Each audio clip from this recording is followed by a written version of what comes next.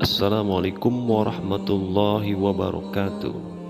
Alhamdulillah wa syukurillah wa ni'matillah wa la hawla wa la quwata illa billah.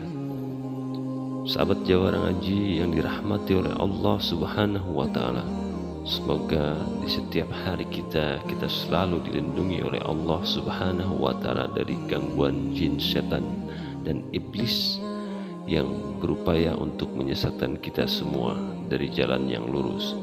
Semoga Allah melindungi kita selalu beserta keluarga kita dari siksa api neraka. Kali ini saya akan membahas sebuah kisah Israiliyat yang dilansir oleh Imam Al-Ghazali dalam Ihya Ulumuddin jilid 4, yang berkisah tentang kalahnya seorang yang alim dan soleh melawan iblis. Langsung saja kita bahas ceritanya. Di suatu daerah terdapat seorang yang dalam waktu cukup lama dikenal sebagai ahli ibadah.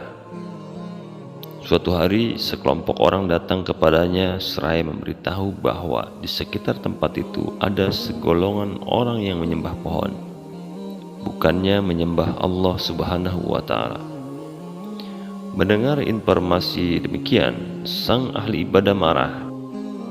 Kemudian ia mengambil kampaknya dan pergi menuju pohon yang dimaksud untuk menebangnya. Tetapi iblis yang menampakkan dirinya sebagai seorang syekh menghadang langkah si ahli ibadah tersebut dan berkata, "Kemana kamu akan pergi?" tanya si iblis. "Aku akan menebang pohon yang disembah itu," kata si ahli ibadah. "Apa kepentinganmu dengan pohon itu?" kata si iblis. "Kamu telah meninggalkan ibadah dan kesibukanmu dengan dirimu sendiri, lalu kamu meluangkan waktu untuk selain itu." Demikian kata si iblis. Lalu si ahli ibadah menjawab, "Ini adalah bagian dari ibadahku juga. Kalau begitu aku tidak akan membiarkanmu untuk menebangnya." Lalu si iblis menyerang sang ahli ibadah itu. Tanpa kesulitan sang ahli ibadah berhasil mengalahkan si iblis, membantingnya ke tanah dan akhirnya dapat menduduki dadanya. "Lepaskanlah aku agar aku dapat membicarakan kepadamu," pinta si iblis.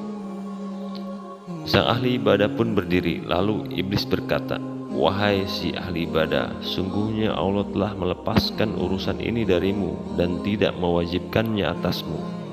Kamu tidak akan menanggung dosa orang lain. Allah pun mempunyai para nabi di segala penjuru bumi. Seandainya Allah menghendaki, niscaya Dia akan mengutus mereka kepada para penyembah pohon ini dan memerintahkan mereka untuk menebangnya. Aku tetap harus menebangnya," tutur si ahli ibadah tersebut, bersikukuh untuk menebang pohon itu. Lalu iblis pun kembali menyerang si ahli ibadah tersebut. Namun kembali dengan mudah si ahli ibadah dapat mengatasi perlawanan iblis itu. Dibantingnya kembali ke tanah, lalu didudukinya dadanya. Akhirnya si iblis tidak berdaya dan berkata kepada sang ahli ibadah, "Apakah kamu mau menerima penyelesaian antara aku dan kamu yang lebih baik dan lebih bermanfaat bagimu?" "Apa itu?" tanya sang ahli ibadah. "Lepaskanlah aku supaya aku dapat mengatakannya." Sang ahli ibadah pun melepaskannya. Lalu si iblis berkata, "Kamu adalah seorang laki-laki miskin. Kamu tidak memiliki apa-apa. Kamu hanyalah beban yang memberatkan manusia. Barangkali kamu akan berbuat baik kepada kawan-kawanmu, membantu tetanggamu, dan tidak lagi membutuhkan orang lain," kata si iblis.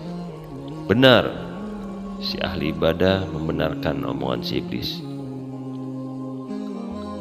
"Pulang dan tinggalkanlah urusan ini. Setiap malam aku akan meletakkan 2 dinar di bawah kepalamu," kata si iblis. "Saat pagi hari kamu bisa mengambilnya lalu membelanjakannya untuk dirimu dan keluargamu, serta menyedekahkannya untuk teman-temanmu. Hal itu akan lebih bermanfaat bagimu dan bagi kaum muslimin ketimbang menebang pohon yang disembah itu. Rayuan si iblis sungguh luar biasa.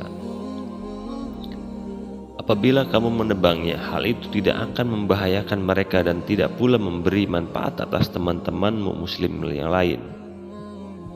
Ujar si iblis menjelaskan. Sang ahli ibadah merenungkan apa yang diucapkan si iblis itu, lalu berkata, Syekh, ini benar, aku memang bukanlah seorang nabi sehingga aku tidak wajib menebang pohon ini. Lagi pula Allah pun tidak memerintahkan aku untuk menebangnya sehingga aku tidak akan berdosa apabila membiarkannya. Dan apa yang disampaikannya memang lebih banyak manfaatnya. Setelah itu iblis bersumpah dan berjanji kepada sang ahli ibadah akan memenuhi komitmennya itu. Sang ahli ibadah pun pulang ke tempat ibadahnya. Pada pagi harinya, dia melihat 2 dinar di bawah kepalanya. Dia pun mengambilnya, begitu pula pada keesokan harinya. Tetapi pada pagi hari ketiga dan pagi hari setelahnya, dia tidak mendapati sesuatu apapun.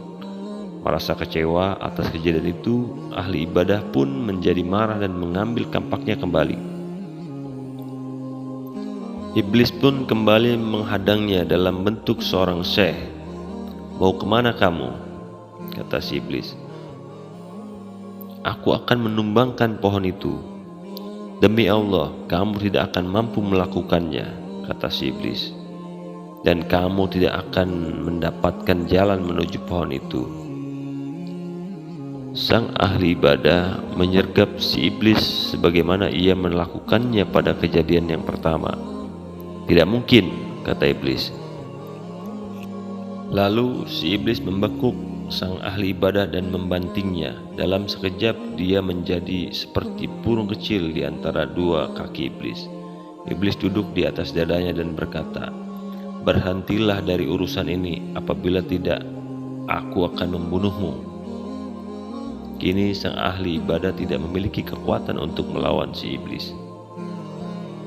Wahai Syekh, kamu sekarang telah mengalahkanku, lepaskanlah aku dan beritahukanlah kepada aku mengapa dulu aku bisa mengalahkanmu, tapi sekarang kamu yang mengalahkanku.